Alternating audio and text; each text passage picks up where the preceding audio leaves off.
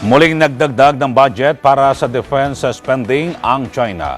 Ngunit hindi naman umano militarisasyon ang ginagawa nitong pagtatayo ng mga pasilidad sa South China Sea o West Philippine Sea. Binatikos din ito ang Amerika na may pinapanigan umano sa issue. May iba umanong motibo ang Amerika sa pagtulong nito sa Pilipinas. Ang buong detalye sa report ni Bernice Galanta.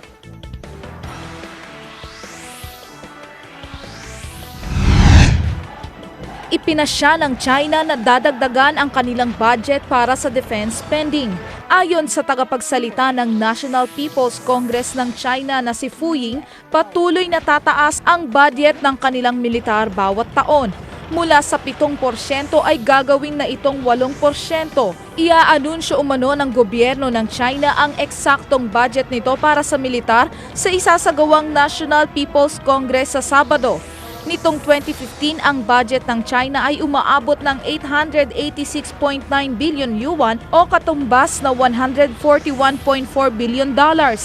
Ayon naman sa mga analyst, ang military spending ng China ay mas mataas kaysa sa opisyal na inilalathala. Samantala, hindi naman umano militarisasyon ang ginagawang pagtatayo ng mga pasilidad ng China sa South China Sea o West Philippine Sea. Ito ang sinabi ni China spokesperson Feng Yi sa 4th session ng 12th China's National People's Congress o NPC nitong Biyernes sa Beijing. Aniya questionable ang ginagawa ng Amerika na pagpapadala ng mga warship sa Nansha Reefs. Dahil una umanong sinabi ng Amerika na wala itong papanigan sa issue, kaya lalo umano nilang ginagalit ang mga tao sa China.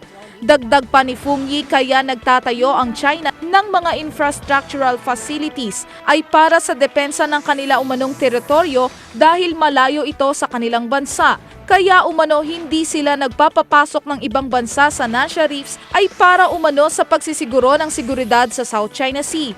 Ang self-defense umano ay hindi maituturing na militarisasyon.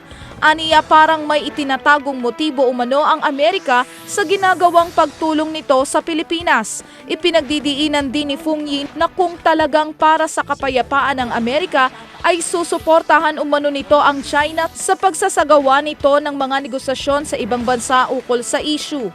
Para sa Eagle News, Bernice Galanta and I'm 1 with 25.